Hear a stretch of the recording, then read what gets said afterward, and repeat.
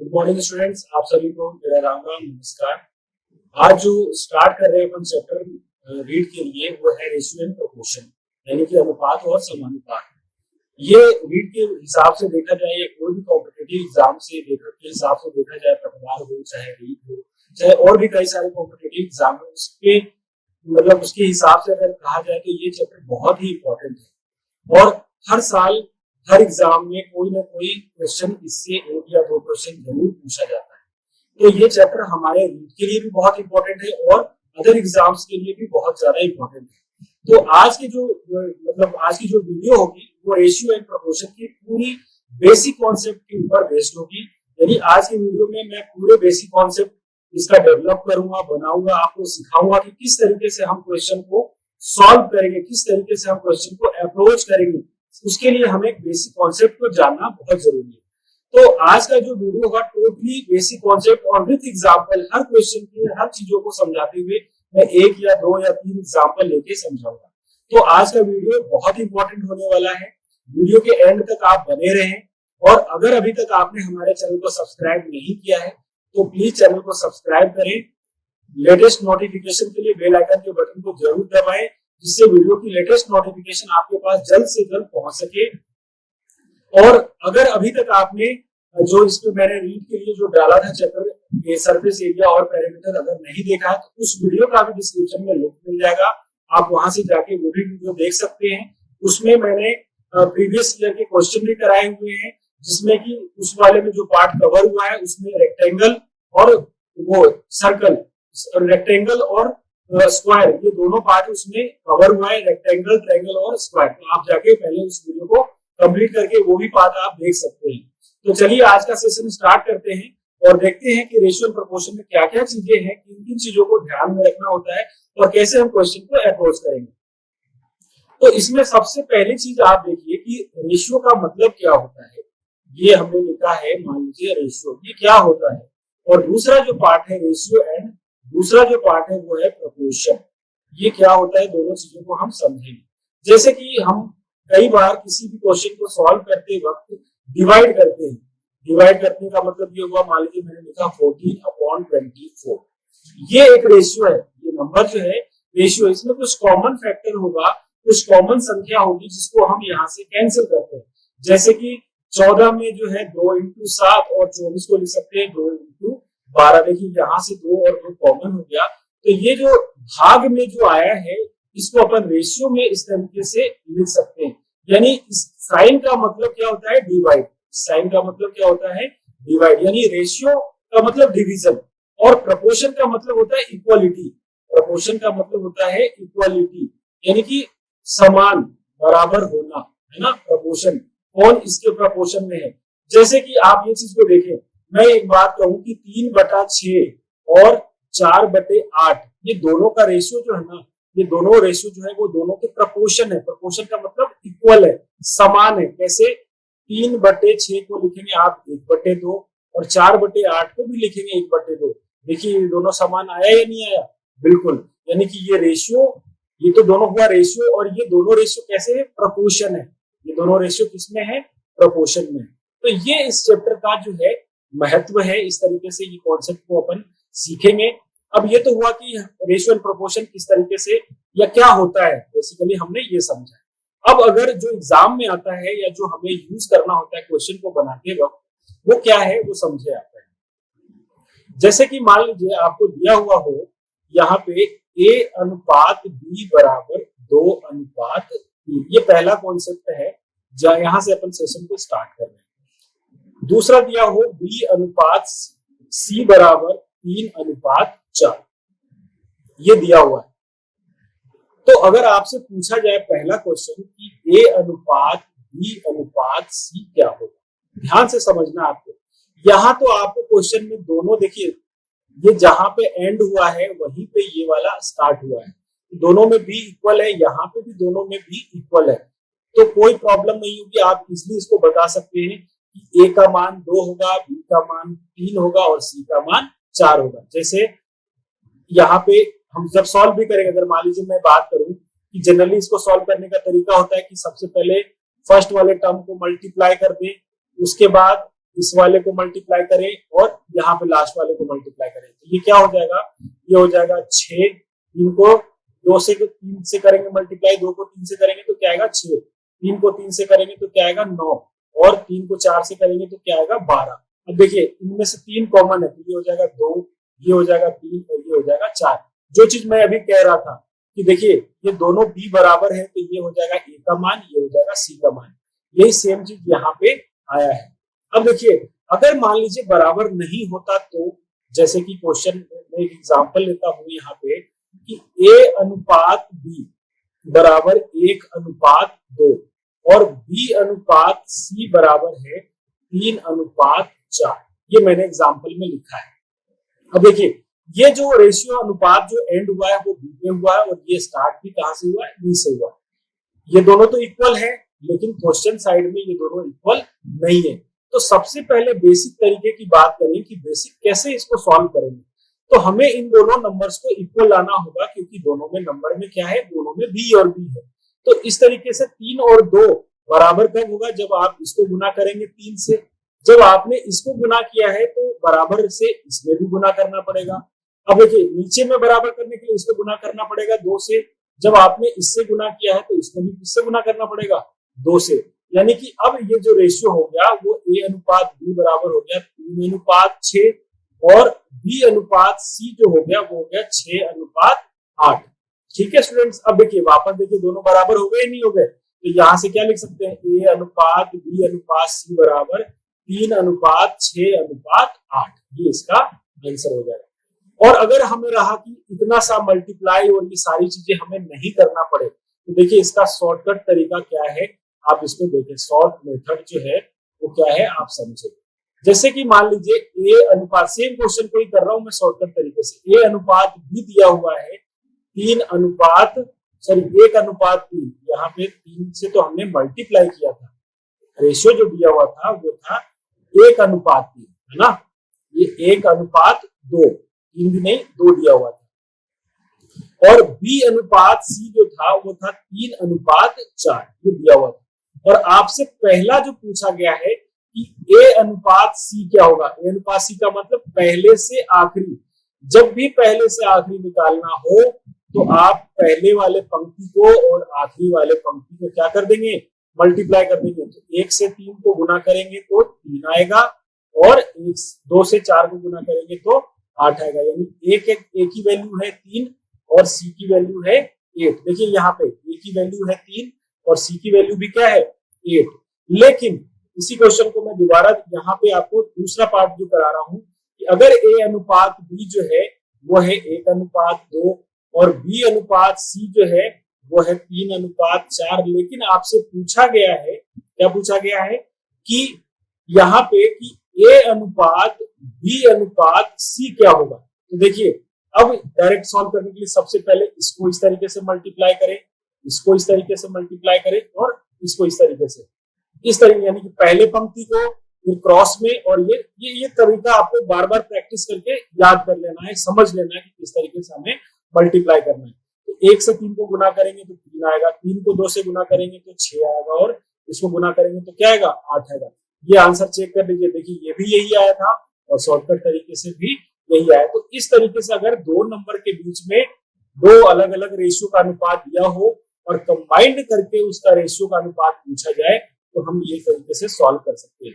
देखिए एक तरीका और है शॉर्टकट, आपको मैं समझा देता हूँ, आपको जो मर्जी हो एग्जाम में जिसको भी यूज करना हो आप करें, लेकिन मैं एक तरीका और है जिसको मैं बता रहा हूँ। देखिए यहाँ पे जैसे कि मान लीजिए यहाँ दिया हो a अनुपात b बराबर 2 अनुपात 3 और b अनुपात c बराबर दिया हो 1 अनुपात 2, ये दिया हुआ हो। नंबर में छोटे इसलिए ले रहा हूं ताकि कैलकुलेशन में इजी हो। तो फिर इसको सॉल्व करने का क्या तरीका होगा, शॉर्टकट भी बता रहा हूं। देखिए आप यहाँ पे तीनों का अनुपात लिख दीजिए, a अनुपात b अनुपात c, इस तरीके से आपको लिख देना है। और पहले में क्या लिखा हुआ है, a अनुपात b दिया हुआ है 2 अनुपात 3 और b अनुपात c क्या दिया हुआ है 1 अनुपात 2। अब जो जगह खाली बच रहा है उसके जस्ट बगल वाला नंबर आपको नोट कर देना है। तो यहाँ भी 3 लिख देंगे, इधर वाला जगह खाली है तो उसके जस्ट बगल वाला नंबर 1 लिख देंगे। अब बाकी सबको मल्टीप्लाई कर दीजिए, वही आपका आंसर हो जाएगा। इसको आप इससे मल्टीप्लाई करेंगे तो क्या आएगा 2, इसको इससे मल्टीप्लाई करेंगे तो क्या आएगा 3 और इसको इससे मल्टीप्लाई करेंगे तो क्या आएगा 6। यानी कि A अनुपात B अनुपात C का मान क्या आ गया 2 अनुपात 3 अनुपात 6। आप इसको शॉर्टकट तरीके से देखिए सॉल्व करके, A अनुपात B अनुपात C का मान सबसे पहले पंक्ति को मल्टीप्लाई किया तो 2 आएगा, क्रॉस में मल्टीप्लाई किया यहाँ पे रेशियो का चिन्ह आएगा, ये देखिए यहाँ पे रेशियो का चिन्ह आएगा। अब इसके बाद क्रॉस में मल्टीप्लाई किया क्या आएगा 3, ये नीचे वाले पंक्ति को मल्टीप्लाई करोगे तो आप क्या लेके आओगे 6। तो देखिए दोनों कंडीशन से चाहे आपको मन हो तो ये यूज करें या इस तरीके से यूज करें, आंसर में कोई भी चेंजेस नहीं आएगा। तो स्टूडेंट्स अभी अपन ने देखा था कि रेशियो जो था वो A अनुपात B और B अनुपात C के बीच में था। अगर नंबर बढ़ जाए तो कैसे होगा, जैसे कि मान लीजिए एक एग्जांपल वापस हम लेते हैं इस तरीके से कि A अनुपात B दिया हुआ हो 1 अनुपात 2, B अनुपात C दिया हो 3 अनुपात 1 और C अनुपात D दिया हुआ हो 2 अनुपात 3, इस तरीके से दिया हुआ है।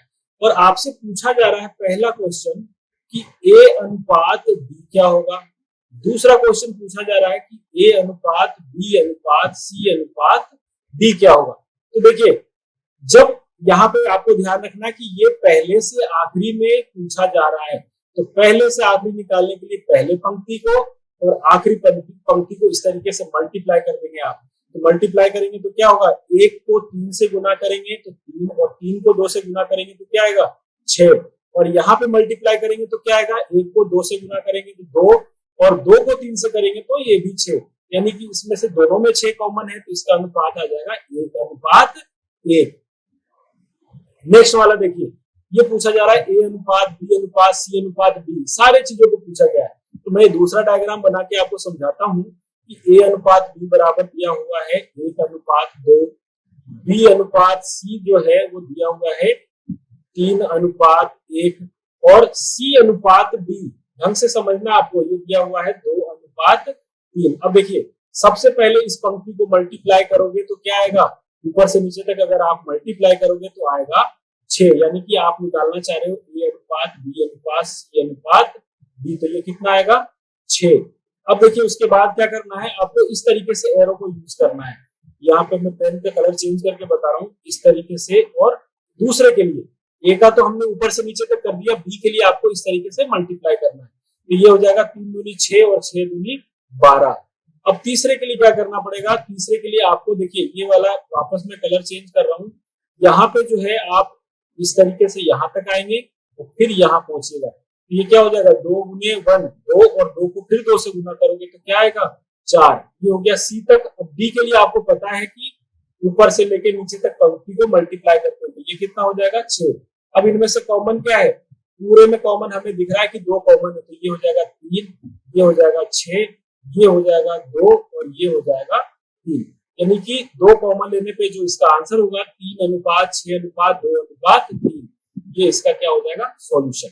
ठीक है स्टूडेंट्स, यानी कि यहाँ पे मैंने जो शॉर्टकट मेथड था उसके अकॉर्डिंग आपको अगर इस टाइप का कोई क्वेश्चन आता है तो किस तरीके से सॉल्व करना है वो मैंने आपको बताया है। एक एग्जांपल और लेके देखते हैं और सॉल्व करेंगे। जैसे मान लीजिए मैंने एक एग्जांपल लिया है आपको यहाँ पे कि A अनुपात B जो दिया हुआ है वो है 3 अनुपात 1, B अनुपात C जो दिया हुआ है 2 अनुपात यहाँ पे दिया हुआ है 3 और C अनुपात B दिया हुआ है 1 अनुपात 4। और आपसे पूछा जा रहा है पहला क्वेश्चन A अनुपात B क्या होगा और दूसरा क्वेश्चन A अनुपात B क्या होगा और दूसरा पूछा जा रहा है A अनुपात B अनुपात C अनुपात D का मान क्या होगा। तो देखिए A अनुपात D का मतलब हुआ पहले से आखिरी का मतलब यहाँ जब अपन मल्टीप्लाई करेंगे तो पहला कॉलम यहाँ से यहाँ तक मल्टीप्लाई करेंगे तो ये आएगा 3 दूनी 6 और यहाँ पे आ जाएगा 6 और दूसरे को मल्टीप्लाई करेंगे तो ये आ जाएगा 12। इसमें से क्या कॉमन है 6 कॉमन है तो ये हो जाएगा 1 अनुपात 2। लेकिन जब आप ये वाला कंडीशन यानी कि A अनुपात B अनुपात C निकालेंगे तो पहले वाले के लिए तो ऊपर से नीचे तक मल्टीप्लाई जैसे उसमें करते थे वैसे ही करना है, इसको इस तरीके से मल्टीप्लाई करना है। बी के लिए आपको यहां से यहां आना है और इसको मल्टीप्लाई करना है। तो पहले वाले को मल्टीप्लाई किया तो क्या आया, 3 दूनी 6, दूसरे वाले को मल्टीप्लाई करेंगे तो आएगा 2, तीसरे वाले को मल्टीप्लाई करेंगे तो आएगा 3। कैसे, यहां से यहां और फिर ये वाला पार्ट, तो ये आएगा 3, और फिर लास्ट वाले को मल्टीप्लाई करेंगे तो क्या आएगा, 4 या 12। ये ए अनुपात बी अनुपात सी अनुपात डी का आंसर होगा। इसमें से कॉमन कुछ भी नहीं है, तो यही हमारा राइट आंसर हो जाएगा। आई होप स्टूडेंट आपको ये सारी चीजें समझ में आ गई होगी। अब एक अगर मान लीजिए यहाँ पे हमने पढ़ा था 3 नंबर है, ए अनुपात बी, बी अनुपात सी, सी अनुपात, अगर एक नंबर की सीरीज और बढ़ जाए तो किस तरीके से सॉल्व करेंगे वो देखिए। जैसे कि मान लीजिए एक एग्जांपल और लेते हैं अपन, छोटा सा एग्जांपल लेते हैं कि ए अनुपात बी अगर मान लीजिए दिया हुआ हो 1 अनुपात 2, बी अनुपात सी अगर दिया हो 2 अनुपात 3, और सी अनुपात डी जो दिया हो 3 अनुपात 1, और यहाँ पे डी अनुपात ई जो दिया हुआ हो वो है 2 अनुपात 1। और आपसे पूछा जा रहा है, पहला क्वेश्चन जो है इसमें ये पूछा जा रहा है कि ए अनुपात ई क्या होगा, और दूसरा पूछा जा रहा है कि ए अनुपात बी अनुपात सी अनुपात डी अनुपात ई क्या होगा। देखिए, चाहे वो कितनी बड़ी भी सीरीज हो, अगर हमें पहले से आखिरी निकालना हो तो हमें पहले कॉलम यानी पहली पंक्ति को और दूसरे पंक्ति को इस तरीके से, लास्ट वाले पंक्ति को इस तरीके से मल्टीप्लाई करना है। तो पहली पंक्ति को आप मल्टीप्लाई करेंगे तो ये आएगा 3 दूनी 6 और 6 दूनी 12, और आखिरी पंक्ति को मल्टीप्लाई करेंगे तो आएगा 6। तो इसका आंसर हो जाएगा 2 अनुपात 1। अब देखिए यहाँ पे अगर मान लीजिए ये वाला दिया हो ए अनुपात बी अनुपात सी अनुपात डी अनुपात ई तक अगर आपको फाइंड करना हो तो क्या करेंगे, सबसे पहले आपको पहले पंक्ति को मल्टीप्लाई करना है, तो आपने लेके आया 12। फिर दूसरे पंक्ति को देखिए कैसे मल्टीप्लाई करना है, यहाँ एरो को ध्यान से देखना है कि यहाँ से इसको और ये पूरा यहाँ तक मल्टीप्लाई करना है। तो ये क्या हो जाएगा, 2 दूनी 4, 4 के 12 दूनी 24, ये हो गया 24। उसके बाद तीसरे पंक्ति के लिए देखें ध्यान से किस तरीके से सॉल्व करेंगे। तीसरा पंक्ति हो जाएगा यहाँ से यहाँ, फिर ये वाला पार्ट और फिर नीचे वाला पार्ट, तो ये हो जाएगा 3 दूनी 6, 6 के 18 दूनी 36, यानी कि सी वाला पार्ट है जो आएगा 36। अब देखिए यहाँ पे उसके बाद जो पार्ट है, उसके बाद जो नंबर है उसको कैसे करेंगे। उसके बाद वाले नंबर को हम करने के लिए सबसे पहले ये यहाँ से लेके यहाँ तक आए, यहाँ से लेके यहाँ तक आना है और फिर इस तरीके से सॉल्व करना है। तो ये हो जाएगा 3 दूनी 6 और 6 दूनी 12। अब जब आप इसमें से कॉमन क्या आ रहा है, इसमें से 4 कॉमन है, तो ये हो जाएगा 3 अनुपात 8 अनुपात 12 अनुपात 4। ये इसका राइट आंसर होगा। ठीक है स्टूडेंट्स, आपको समझ में आ गया होगा। आइए बढ़ते हैं नेक्स्ट कॉन्सेप्ट की तरफ। आइए स्टूडेंट देखिए एक एग्जांपल से और अपन स्टार्ट करते हैं। मान लीजिए एक इस तरीके से एग्जांपल दिया हुआ हो कि ए अनुपात बी ये दिया हुआ हो 2 अनुपात 1, बी अनुपात सी ये दिया हुआ हो 3 अनुपात 2, सी अनुपात डी ये दिया हुआ हो 1 अनुपात 3, और डी अनुपात ई में एक स्टेप और बढ़ा दिया और यहाँ पे दिया हुआ हो 2 अनुपात 1। तो आपको पहली चीज फाइंड करनी है कि बी से ई क्या होगा, दूसरी फाइंड करनी है कि ए से ई का क्या होगा, और तीसरा फाइंड करना है कि बी अनुपात सी अनुपात डी अनुपात ई क्या होगा। देखिए ये 3 क्वेश्चन का आंसर आपको करना है। समझे इसको पहले, जैसे मान लीजिए ये दिया हुआ है तो सबसे पहले हमें निकालना है बी से ई। जब भी आपको बी से ई कहा है तो आपको इस पार्ट को छोड़ देना है, इग्नोर कर देना है, और यहां से आपको काउंट करना है बी से ई, पहले के लिए यहां से यहां और लास्ट के लिए यहां से यहां आपको मल्टीप्लाई करना है। जब आप इसको मल्टीप्लाई करेंगे तो क्या आएगा, 3 को 1 से करेंगे 3 और 3 को 2 से करेंगे तो ये आएगा 6।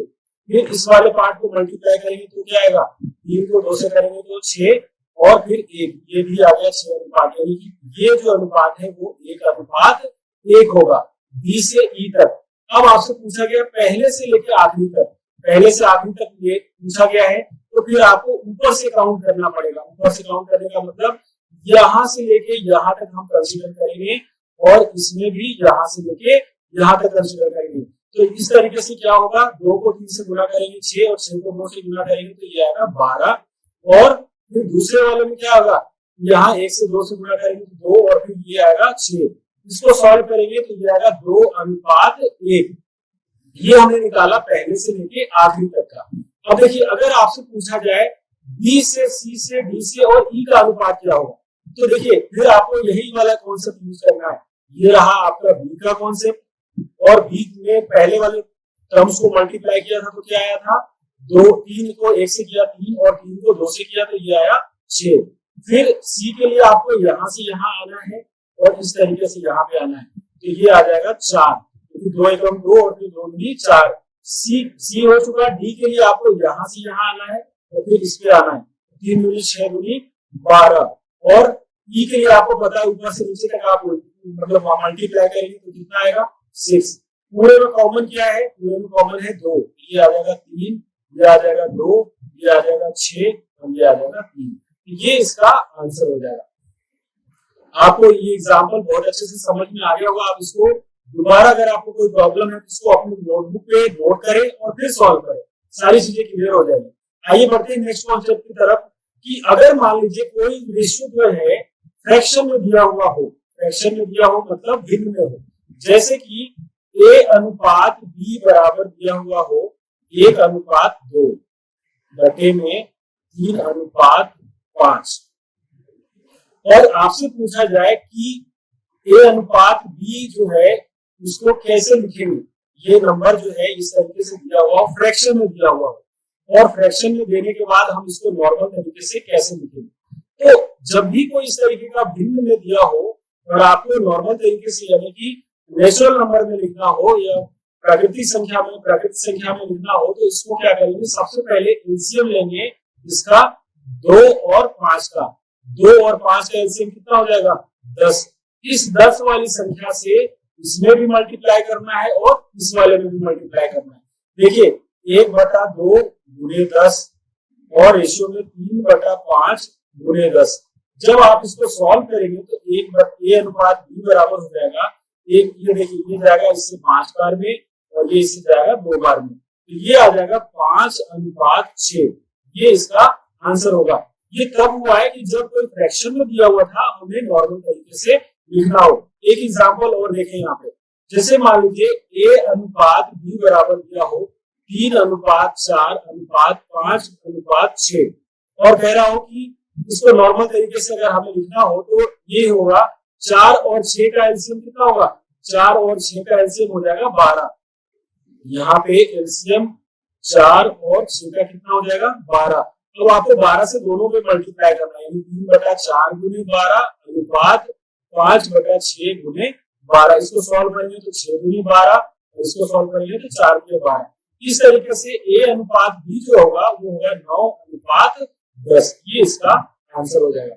स्टूडेंट्स आपको समझ में आ गया होगा कि कभी भी कोई भिन्न में नंबर आता है और उसको नॉर्मल तरीके से लिखना हो तो कैसे अपन लिख सकते हैं। सबसे पहले उसमें जो भी हर संख्या हो उसका लेना है आपको एलसीएम। एलसीएम लेने के बाद उनको मल्टीप्लाई करें, मल्टीप्लाई करने के बाद जो कैंसिल होने के बाद जो नंबर बचेगा वही हमारा आंसर है। तो आइए बढ़ते हैं अब नेक्स्ट कॉन्सेप्ट की तरफ। इसी सीरीज में नेक्स्ट क्वेश्चन कॉन्सेप्ट है कि मान लीजिए आपको दिया हुआ a अनुपात b अनुपात c बराबर 1:2:3 और दूसरा दिया हुआ हो c अनुपात b अनुपात e बराबर 2:3:4। ठीक है, और आपसे पूछा जा रहा है, यहाँ देखिए पहले हम जो पढ़ रहे थे उसमें 2 नंबर थे a अनुपात b, बस इतना ही था, या b अनुपात c। लेकिन यहाँ पे 3 दिए हुए हैं, a अनुपात b अनुपात c और c अनुपात b अनुपात e। तब अगर हमें फाइंड करना हो कि a अनुपात b अनुपात c अनुपात b अनुपात e क्या होगा, तो देखिए इसको सॉल्व करने का बहुत ही आसान तरीका है, आप इसको अच्छे से समझे। सबसे पहले हमें इस कॉर्नर से स्टार्ट करना है, नीचे वाले कॉर्नर से इस नंबर को उठाना है और इससे सबको मल्टीप्लाई करना है ऊपर में, इससे भी करना है, इससे भी करना है और इस वाले को भी करना है। एक बार देखिए करके क्या आ रहा है, 2 को 1 से करेंगे तो 2 आएगा, 2 को 2 से करेंगे तो 4 आएगा और 2 से 3 को करेंगे तो 6 आएगा। अब उसके बाद आपको दूसरा कॉर्नर पकड़ लेना है ये वाला, और इस कॉर्नर से नीचे के जो 2 नंबर रह गए थे उनको करना मल्टीप्लाई। इसको इससे और इसको इससे। तो अब क्या हो जाएगा, 3 को 3 से करेंगे तो आएगा 9 और 3 को 4 से करेंगे तो क्या आएगा 12। अब पूरे में कॉमन कुछ भी नहीं है तो ये हमारा क्या हो जाएगा, आंसर हो जाएगा। एक क्वेश्चन और दे रहा हूं, आप उसको देखें। जैसे कि मान लीजिए मैंने लिखा A अनुपात B अनुपात C बराबर 3 अनुपात 1 अनुपात 2 और C अनुपात D अनुपात E लिखा है मैंने 2 अनुपात 1 अनुपात 3 और आपसे पूछा जा रहा है कि A अनुपात B अनुपात C अनुपात D अनुपात E क्या होगा, है ना, E क्या होगा। तो आपको क्या करना है, सबसे पहले ये कॉर्नर से आप उठा ले नंबर को, यहां से उठा लीजिए और इससे इसको, इससे इसको और इससे इसको मल्टीप्लाई कर दीजिए। तो ये क्या हो जाएगा, ये हो जाएगा 6 फिर 2 फिर 4 और अब जो ये कॉर्नर का बच गया इससे नीचे वाले को कर दीजिए, इसको भी और इसको भी। तो ये क्या हो जाएगा, 2 को 1 से मल्टीप्लाई करेंगे तो आएगा 2 और 2 को 3 से मल्टीप्लाई करेंगे तो आएगा 6।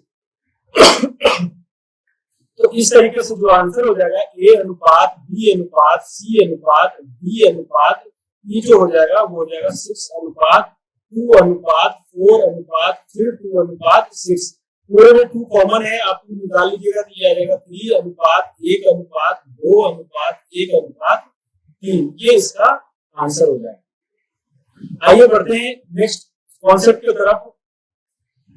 अगर मान लीजिए आपको यहाँ पे दिया हुआ हो इस तरीके से, अभी आपने लास्ट में देखा था कि अनुपातिक में लिखेंगे, अगर मान लीजिए इस तरीके से दिया हुआ हो कि A अनुपात B अनुपात C अनुपात D बराबर 1 अनुपात 2 अनुपात 3 अनुपात 4 और ऊपर में 4 नंबर है तो ये 4 अनुपात में है। अगर नीचे दिया हुआ हो और नीचे में दिया हुआ हो D अनुपात E अनुपात F बराबर 2 अनुपात 3 अनुपात 1 और आपसे पूछा जाए, यहां से पूछा जा रहा है क्या, A अनुपात B अनुपात C अनुपात D अनुपात E अनुपात F क्या होगा।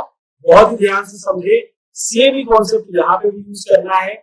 इस कॉर्नर को आप पकड़े और इससे सबको मल्टीप्लाई करें। ये देखिए सबको मल्टीप्लाई करें, करेंगे तो क्या आएगा, 2 एकम 2, 2 दूनी 4, 2 तिया 6 और 2 चौक 8।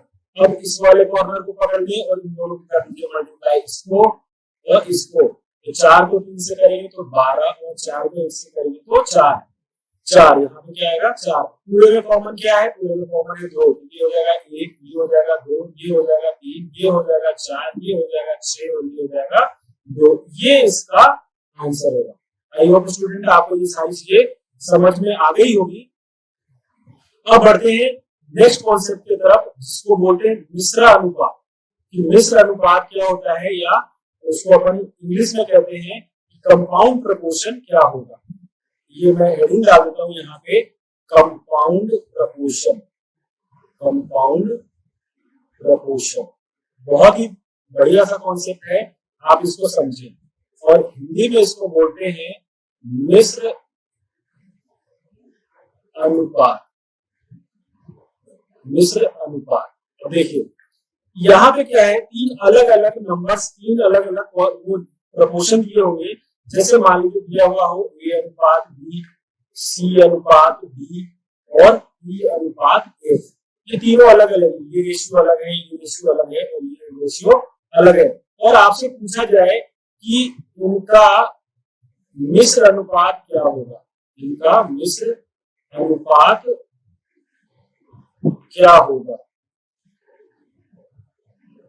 देखिए अगर आपको मिश्र अनुपात निकालना हो तो इनके पहले डिजिट को आपको क्या करना है, कंबाइन कर देना। कंबाइन का मतलब मल्टीप्लाई कर देना।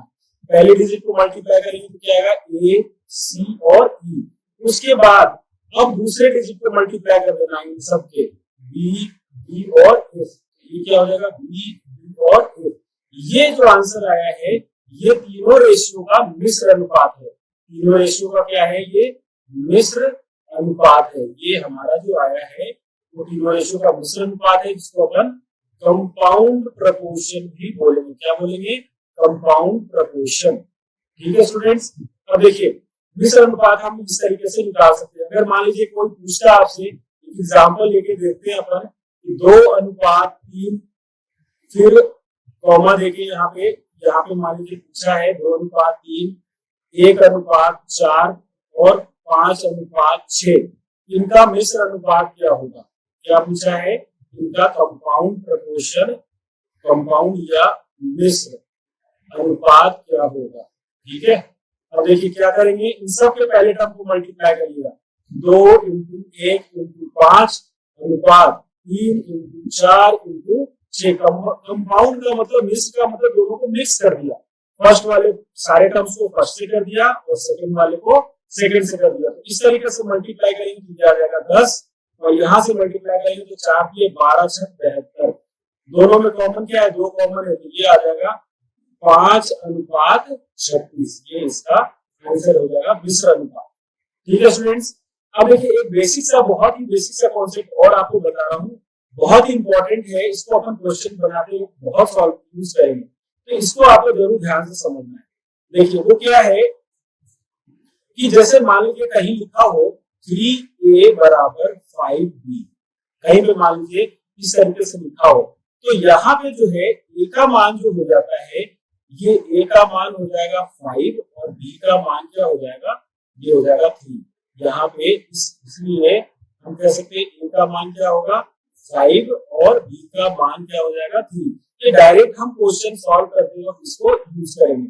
अगर मान लीजिए कहीं ऐसा लिखा हो a/3 = b/5, तो इस कंडीशन में ये क्या हो जाएगा? a का मान हो जाएगा 3 और b का मान 5। यहाँ पे भी लिख सकते हैं a का मान 3 और b का मान 5। दोनों चीजें अलग अलग है। एग्जाम्पल इसी का लिख देता हूँ कि मान लीजिए आपको दिख रहा हो a/7 = b/9, तो यहाँ पे इसलिए a का मान क्या हो जाएगा? 7 और b का मान क्या हो जाएगा? 9। ये सारी चीजें आपको ध्यान में रखनी है। लास्ट कॉन्सेप्ट है इसका, ये तो पहला, ये दूसरा बता दिया। लास्ट है, अगर मान लीजिए ऐसा लिखा हो a/b = 3:4, तो यहाँ पे a का मान होगा, वो होगा 3 और b का मान क्या हो जाएगा? 4। यानी कि a का मान हो जाएगा 3 और b का मान क्या हो जाएगा? 4। इस तरीके से हम इन सारी चीजों को यूज करते हैं। आज की वीडियो का लास्ट टॉपिक है, वो जो थ्योरी वाला पार्ट अपन कर रहे हैं, उसका लास्ट टॉपिक है विलोमा अनुपात। इस टॉपिक का क्या नाम है? विलोमा अनुपात। विलोमा अनुपात, या इसको बोलते हैं इनवर्स रेशियो। ठीक है स्टूडेंट्स, आज इसको कंप्लीट करके इस वाले पार्ट को, आज की वीडियो यही एंड करेंगे, और उसके बाद फिर नेक्स्ट पार्ट में कुछ थ्योरी की चीजें और भी है, उनको मैं समझाऊंगा। तो देखिए, विलोमा अनुपात का मतलब हुआ किसी भी रेशियो का इनवर्स निकालना, उसको उल्टे फॉर्म में निकालना। जैसे कि मान लीजिए दिया हुआ हो a/b, और इसका हमें निकालना हो इनवर्स प्रोपोर्शन। इनवर्स प्रोपोर्शन है ना, यानी कि विलोमा अनुपात आपको निकालना हो, विलोमा अनुपात। तो क्या करना पड़ेगा? a अनुपात, इसको उल्टा कर देंगे, यानी कि ये हो जाएगा 1/a और ये हो जाएगा 1/b। अब मैंने आपको ये भी बताया था कि जब भी कोई फ्रैक्शन में यानी भिन्न हो संख्या, उसको सॉल्व कैसे करेंगे? सबसे पहले उसका लेंगे LCM. LCM of a and b क्या हो जाएगा? a और b का एलसीएम हो जाएगा ab, और इस ab से दोनों को मल्टीप्लाई करेंगे, तो ये हो जाएगा 1/a × ab अनुपात 1/b × ab। यहाँ b से b कैंसिल और यहाँ a से a कैंसिल, तो यानी कि a अनुपात b जो होगा इसका उल्टा ही होगा, b अनुपात a हो जाएगा। लेकिन ये तो हुआ पहला कि अगर छोटा नंबर था a अनुपात b का, अगर मान लीजिए नंबर ऐसा हो कि a अनुपात b अनुपात c का क्या विलोमा अनुपात क्या होगा? विलोमा अनुपात क्या होगा? तो इसका मतलब ये है कि हमें निकालना है 1/a अनुपात 1/b अनुपात 1/c। तो जब इसको सॉल्व करेंगे तो इसका एलसीएम क्या हो जाएगा? एलसीएम ऑफ, ये यहाँ पे आप देखिए इसको, LCM of a b c = abc। अब आप इसको जब मल्टीप्लाई करेंगे abc से, तो ये हो जाएगा 1/a × abc अनुपात 1/b × abc अनुपात 1/c × abc। देखिए यहाँ से c कैंसिल, यहाँ b से b कैंसिल, ये बी वाला कैंसिल और यहाँ से ए वाला कैंसिल, यानी कि ए बी सी का जो विलोमानुपात हुआ वो क्या हो गया, ये हो गया बीसी अनुपात एसी। अब सेकंड वाले का बी लिख रहे हो तो एसी और लास्ट वाले का लिख रहे हो तो ए बी। ये इस तरीके से विलोमानुपात का अगर 3 डिजिट का हो तो हम निकाल सकते हैं। अब देखिए इसी में कुछ शॉर्टकट तरीका बताता हूं कि किस तरीके से हम डायरेक्ट निकाल सकते हैं। देखिए अगर मान लीजिए दिया हुआ है हमें कि ए बी और सी का क्या निकालना है, विलोमानुपात। क्या निकालना है, विलोमानुपात। तो अभी अपने पढ़ा कि ए बी सी का जो विलोमानुपात होगा वो क्या होगा, वो होगा बीसी अनुपात एसी अनुपात ए बी। ये अभी अपन ने देखा था। अब देखिए इसको डायरेक्ट लिखने का तरीका क्या है, शॉर्टकट तरीका क्या है, पहले ये देखिए। शॉर्ट ट्रिक जो है वो ये है। शॉर्ट ट्रिक क्या है वो ध्यान से समझे। जब आपको ए का विलोमा इस तरीके से 3 नंबर दिए हुए ए बी सी, तो जब हमें फर्स्ट टर्म का लिख रहे हैं विलोमानुपात तो फर्स्ट को इग्नोर करके सेकंड और थर्ड को मल्टीप्लाई कर दीजिए। तो यानी कि इस तरीके से अगर मैं बात करूं ए बी सी का inverse ratio, A B C का इनवर्स रेशियो निकाल रहे हैं तो क्या हो जाएगा, ए को छोड़ के बाकी दो को मल्टीप्लाई करेंगे तो आएगा बीसी, बी को छोड़ के बाकी पहले और तीसरे को मल्टीप्लाई करेंगे तो आएगा एसी, और तीसरे को छोड़ के अगर पहले और दूसरे को मल्टीप्लाई करेंगे तो आएगा ए बी। यानी कि ये हमारा तरीका है अगर शॉर्टकट निकालना हो तो। जैसे कि एग्जांपल करते हैं कि 2, 3, 4 का विलोमानुपात क्या होगा, 2, 3, 4 का विलोमानुपात क्या होगा। ठीक है स्टूडेंट्स, क्या होगा। तो देखिए आपको डायरेक्ट निकालना बता रहा हूँ। ए को छोड़ दीजिए, 2 और 3 को मल्टीप्लाई करिएगा तो 4 किया 12। बी को छोड़ दीजिए, पहले और तीसरे को मल्टीप्लाई करेंगे तो क्या आएगा 8। फिर तीसरा लिखना तो तीसरों को छोड़ दीजिए, पहले और दूसरे को मल्टीप्लाई करेंगे तो क्या आएगा 6। तो इस तरीके से जो पूरा रेशियो होगा, देखिए पूरे में 2 कॉमन है तो 2 कॉमन है तो ये हो जाएगा 5, ये हो जाएगा 4 और ये हो जाएगा 3। ये इसका विलोमानुपात है। ठीक है स्टूडेंट्स, आई होप आपको ये सारी चीजें समझ में आ गई होगी। आपको अच्छे से इसको समझना है, प्रैक्टिस करना है। इसके बाद एक वीडियो और आएगी, इसके बेसिक कुछ कॉन्सेप्ट जो बच रहे हैं उसको कंप्लीट करेंगे। वीडियो ज्यादा लंबा ना हो जाए इस वजह से मैंने आज क्लास यही एंड कर रहा हूँ। और अगर अभी तक आपने हमारे चैनल को सब्सक्राइब नहीं किया है तो प्लीज चैनल को जरूर सब्सक्राइब करें। अगर वीडियो पसंद आता है तो उसको लाइक करें, शेयर करें, कमेंट करके हमें बताएं कि हमारा पढ़ाया हुआ समझाया हुआ कैसा आपको समझ में आ रहा है। उसके बाद जब हम क्वेश्चन वाली सीरीज करेंगे तो उसमें प्रीवियस ईयर के बहुत सारे क्वेश्चन को सॉल्व करेंगे, अच्छे से कॉन्सेप्ट को डेवलप करेंगे और कुछ प्रैक्टिस सेट भी आपको भेजूंगा मैं, इस चैनल के ऊपर भी डालूंगा। तो उसके लिए आपको टेलीग्राम का लिंक का चैनल का जो लिंक है वो टेलीग्राम का वो दिया हुआ है इस वीडियो के डिस्क्रिप्शन में। आप जाके टेलीग्राम चैनल को भी ज्वाइन कर सकते हैं। और अगर अभी तक आपने हमारे चैनल को सब्सक्राइब नहीं किया है तो प्लीज चैनल को सब्सक्राइब करें, चैनल से जुड़े, हमें भी सपोर्ट करें, लाइक करें, शेयर करें। ठीक है स्टूडेंट्स, तो आज के सीरीज में इतना ही। वीडियो को एंड करते हैं और मिलते हैं फिर इसी तरीके से वीडियो के नेक्स्ट पार्ट में। तब तक के लिए धन्यवाद।